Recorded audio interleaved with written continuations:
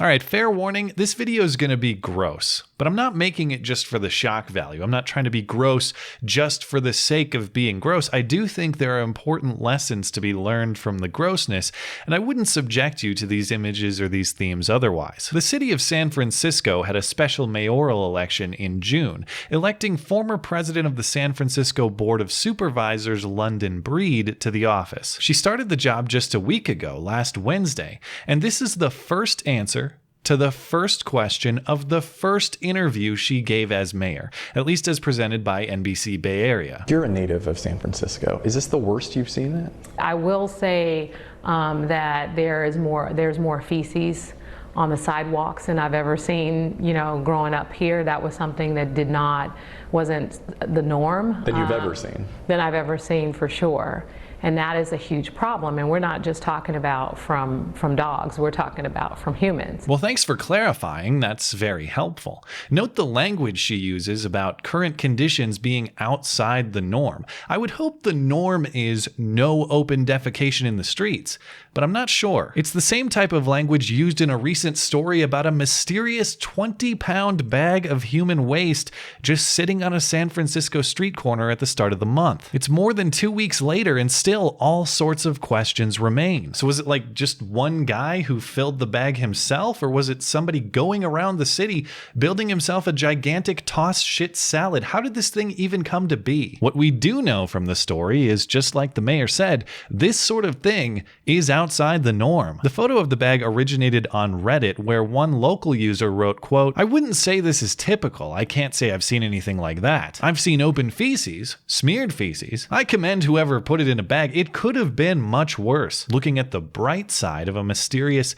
literal sack of shit on your street, that truly is a San Francisco state of mind." To address this ongoing problem, the mayor is proposing education programs to teach the homeless how to clean up after themselves and the importance of respecting the city. She says those organizations that receive money from the city should do a better job to educate the homeless to, quote, clean up after themselves. And what I am asking you to do is work with your clients and ask them to at least have respect for the community, at least clean up after themselves and show respect to one another and people in the neighborhood. I'm guessing the problem is deeper than simple lack of awareness on matters of personal hygiene, but maybe she's got a point. Like, look at this bum in the news story with his Starbucks cup. Doesn't he know he can just take a shit at Starbucks for free? Probably even live there for free? Someone needs to educate this man. There, I fixed it. Maybe I should run for mayor. One of the mayor's first orders of business was touring the city on foot to observe the filthy status of the streets. Here's some footage of that.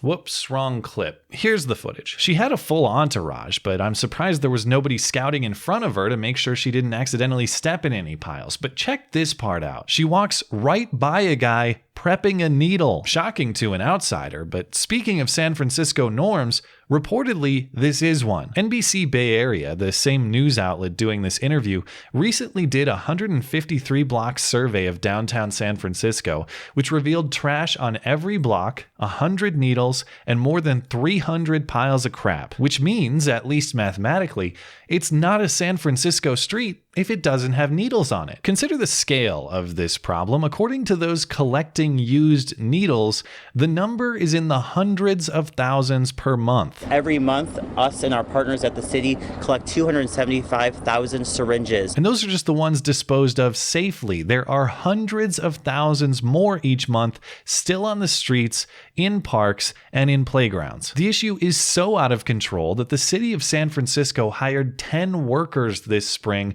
whose sole responsibility is to clean up needles on the streets. And they already had 4 people doing that. That's now 14 people whose sole job is picking up used needles on the street. The city of San Francisco is only 47 square miles, meaning that in just a 3 square mile area on average, there are enough needles to give a guy a full-time job just picking them up every day. Now, I promised you there was a point to this video beyond just, ha ha, look how gross you San Francisco weirdos are. And you are gross and weird, but there is a point. I get it. Urban centers tend to have poverty. Urban centers tend to have homelessness. homelessness. Urban centers tend to have drug use and violence. The list goes on. San Francisco isn't necessarily unique in experiencing those problems, but they are unique in how they've chosen to address them. San Francisco's response to piles of shit and piles of needles is piles of cash. The philosophy that if we just throw enough public money at the issue,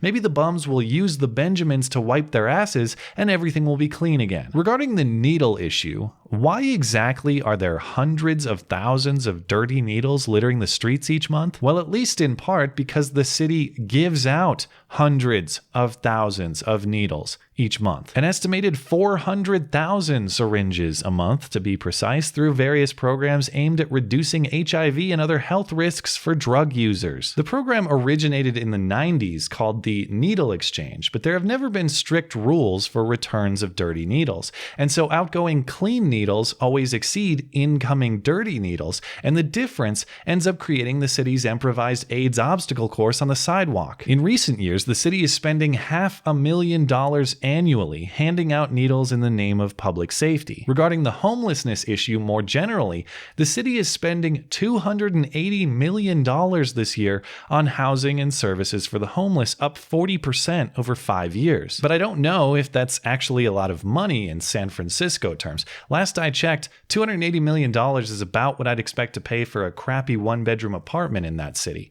Let's do the math. Even though San Francisco's budget for homelessness help has increased significantly over 5 years, the homeless population has stayed steady at about 7,500 people according to the city's count. So $280 million a year to serve 7,500 people, that's roughly $40,000 spent each year by the city per individual homeless person. But if we just spend a few more million to teach them how to be cleaner, this will all be solved, right? At this point, you are paying people a living wage to shit on your streets and shoot up with your complimentary needles. There has to be a better way to spend that money. Now, it's easy for me to sit here far away from that city, or really any urban environment, to be honest, and laugh at their problems. I get it. There are real problems to solve here that will require real solutions, but when you subsidize this lifestyle like San Francisco is and has, you enable this lifestyle. You encourage this lifestyle. You make this lifestyle a viable choice, as opposed to unfortunate, unavoidable circumstance. There is a certain population of San Francisco